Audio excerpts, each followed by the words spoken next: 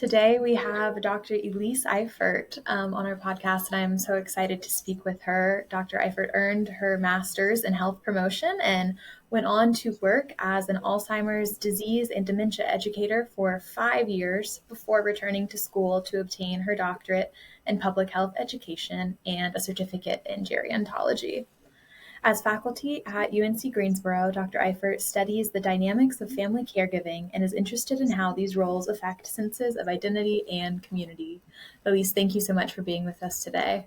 Thank you for having me. Yeah, to get us started, would you mind explaining just generally what is the field of gerontology and is it different from geriatrics? Why is that an important distinction? Sure. So there are several different variations of the definition of gerontology. In its simplest form, it's a scientific study of aging, but it does get a little bit more complicated than that if you look more closely. So I like to define gerontology as the science of specializing in understanding older people in the aging population, the network of businesses, organizations, and agencies that serve them, and then the aging related policies that impact older adults. So there's three things there. It's people, understanding the structures that support them, and understanding the policies that impact them. Honestly, this definition is still evolving. Gerontology is a fairly new science because we've never had to think about getting older. Prior to, around the mid 1900s, when our life expectancy rose by 30 years, now we can expect to live to our 70s and 80s. And so we need to understand better what that means. When you compare gerontology to something like astronomy is a 5,000-year-old science, while the first PhD program in gerontology began in the 1970s. So gerontology is really still in its infancy, and that makes it really exciting because there's so much more to discover. In regards to your second question about geriatrics, gerontology is more of an applied non-clinical profession. So it's a social science that focuses on more of the psychological and social aspects of aging, where compared to geriatrics, which is more of a medical science or a healthcare specialty that focuses on the diseases and the biology of aging. So geriatrics and gerontology are they get lumped together quite a bit because they're basically two sides of the same coin. However, they're dramatically different sciences. Yeah, thank you for those definitions and the distinction. Your Of course. description of gerontology as Well, an I ever get that question a lot because I sit on airplanes, and when people tell me, "Oh, what do you do?" and I say I'm a gerontologist or I study gerontology, I get this real quizzical look. Yeah, Lots of it people is don't that. know, so I'm glad to kind of be able to explain it. Yeah. You described gerontology as an ever evolving and relatively Yeah. new field, which reminds me of the description that the 2030s are supposed to be a transformative decade for the first time in US history, the number of people over the age of 65 should be greater than the number of people under age 18. Yes.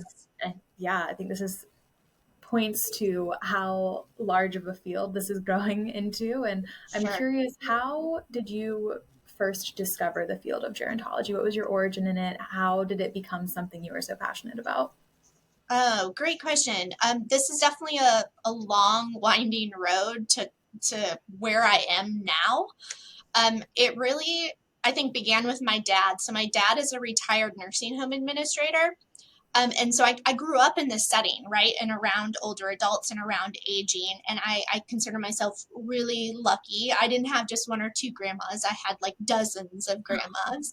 So it was a fun environment to be around. However, it was a limited perspective of aging. That's only one, dimension of aging. And I didn't really want to go into the healthcare route. And I didn't know that there were other options and other careers in aging.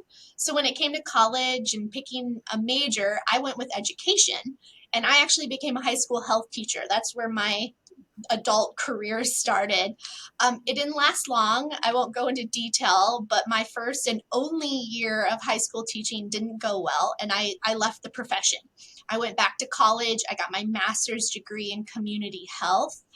And my first job post graduate education was as an Alzheimer's disease educator for a nonprofit um, dementia resource center in Florida. And that, I think, is where the fire was lit, right? Like, I really, really loved that job. I loved the interactions that I had. But after 3 or 4 years, I started seeing some gaps, and I had questions mostly regarding family caregivers and how they approached support services. And I realized that the only way I was going to get answers to these problems was if I went and did the research myself. And that's when I decided to get my PhD in community health education. And simultaneously, I got a graduate certificate in gerontology.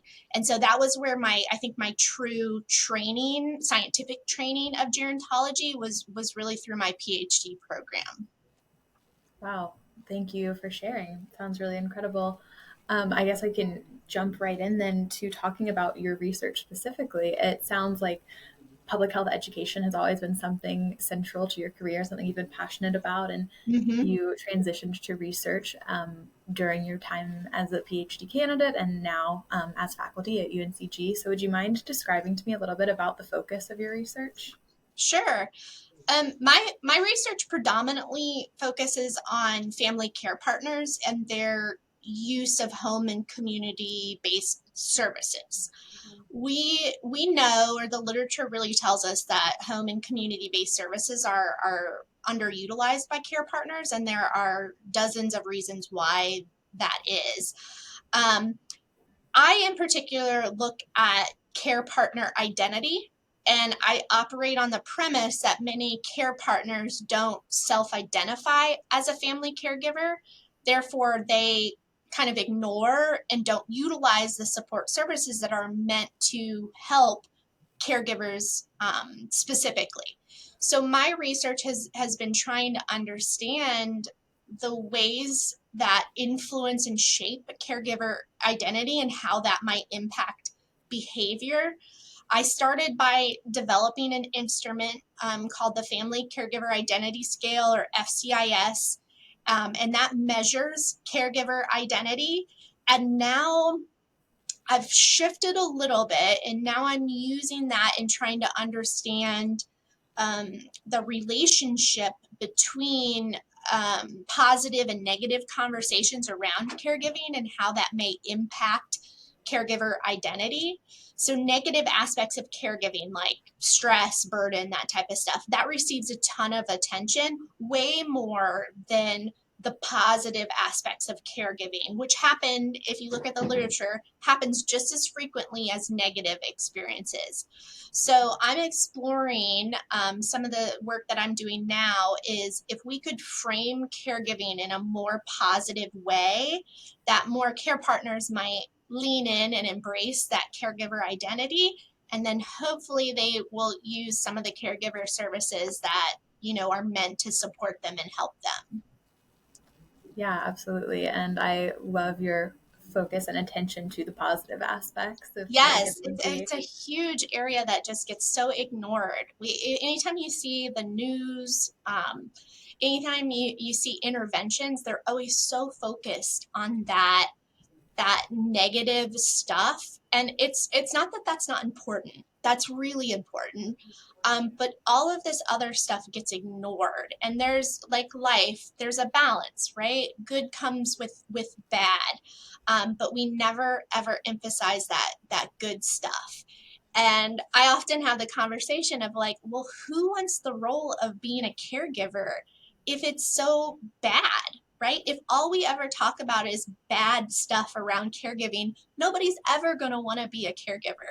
So we Right. have to start talking about it in a different way.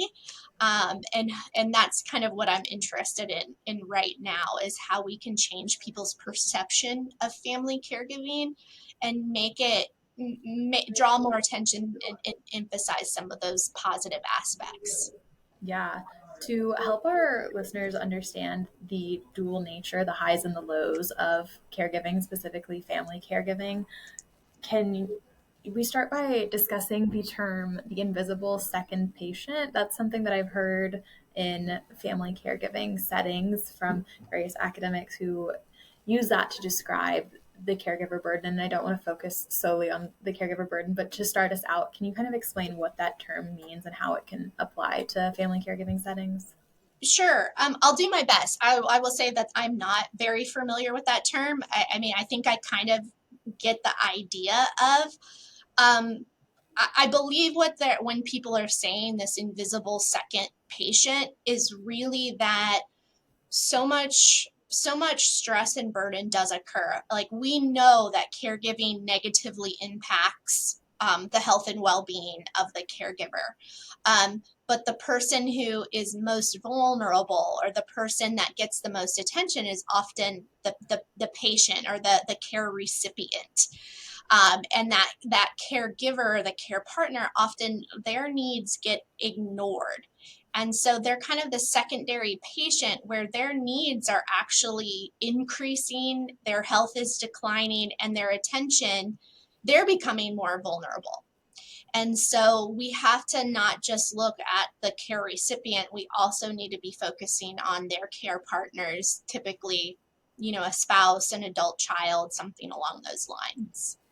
Yeah, I think this just emphasizes the importance of caring for not just the individual you're caring for, but also making sure we're paying Yeah, attention to the a people we're hundred caring for. percent. Yeah. So, on the flip side, what are some of the highs that you see family caregivers experiencing? What are some of the joys that you get to witness every day? Right. Yeah. Um, I think what a lot of people have told me, I've never been a full-time family caregiver, but looking at the literature and just talking with family caregivers, they often speak to their strength and how it has grown, that they were challenged in ways that they didn't know that they could do or they could accomplish. But you also hear things about joy and the relationship with the people that they had, that they cared for, that they got to see their mother in a different light, or they got to see their husband in a different way, that maybe he was dependent all the time and never ever asked her for anything, and then all of a sudden he's not well, and maybe can't take care of himself, and he's asking his wife to do something, and that often brings them closer together and bonds them and kind of strengthens their relationship. So those are some of the examples just off the top of my head, that there are opportunities for laughter, there are opportunities for closeness, and for relationship growth, and that maybe never would have happened if a caregiving context didn't occur.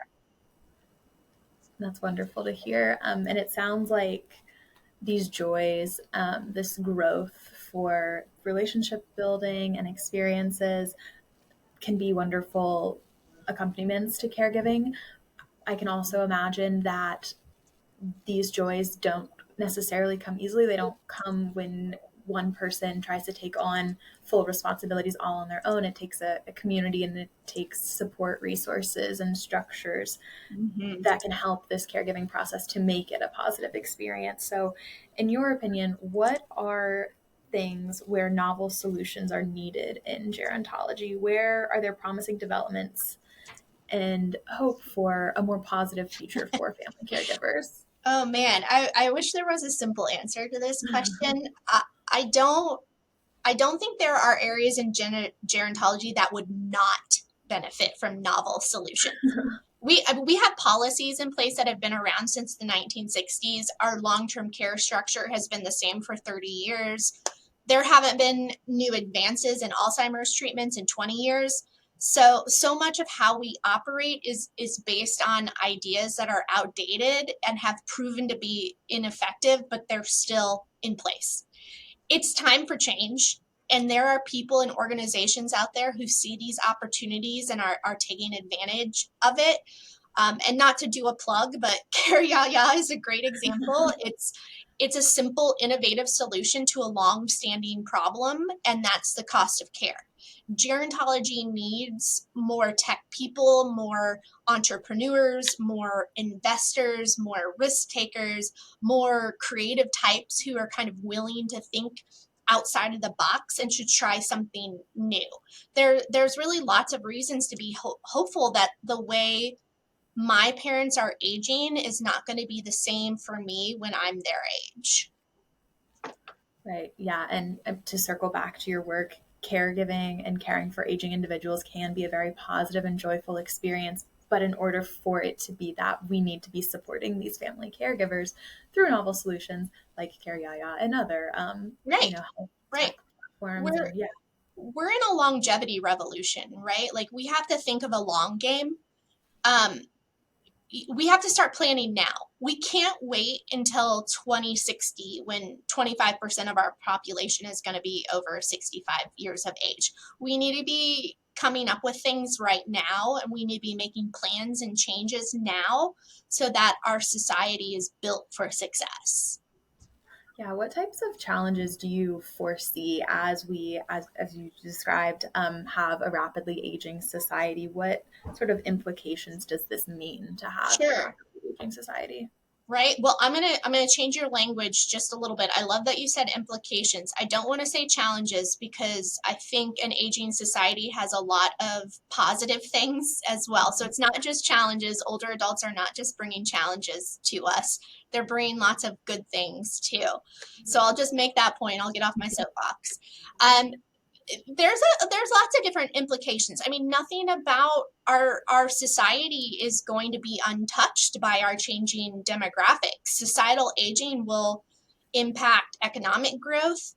It's going to impact patterns of work and retirement. You mentioned families. It's going to change the way our families function.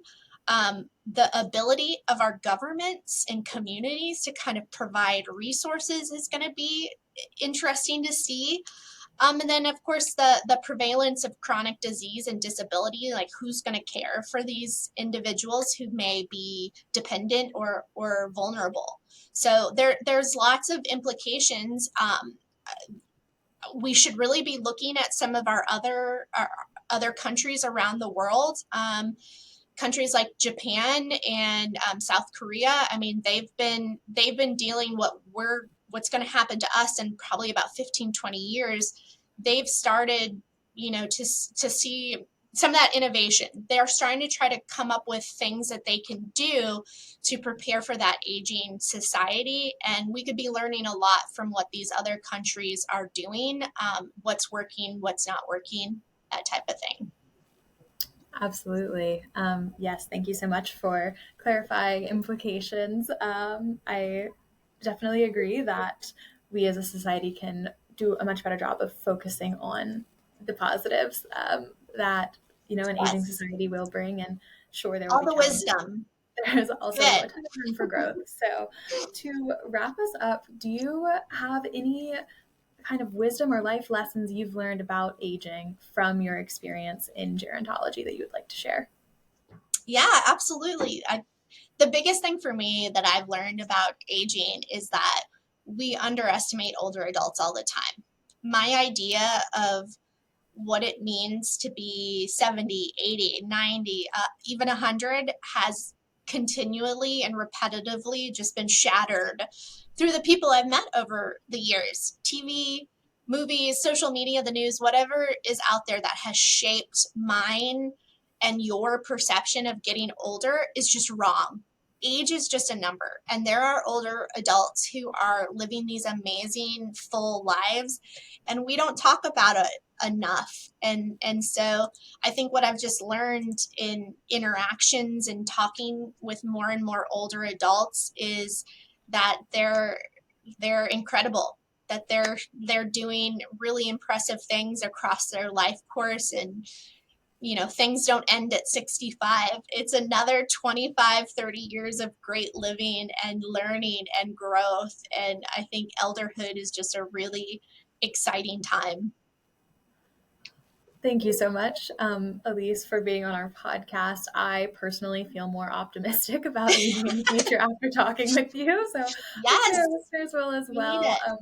Yes, thank you so Gerontology much. is such a fun field. I wish more people would come to it and explore it because the opportunity and growth is really it's really endless.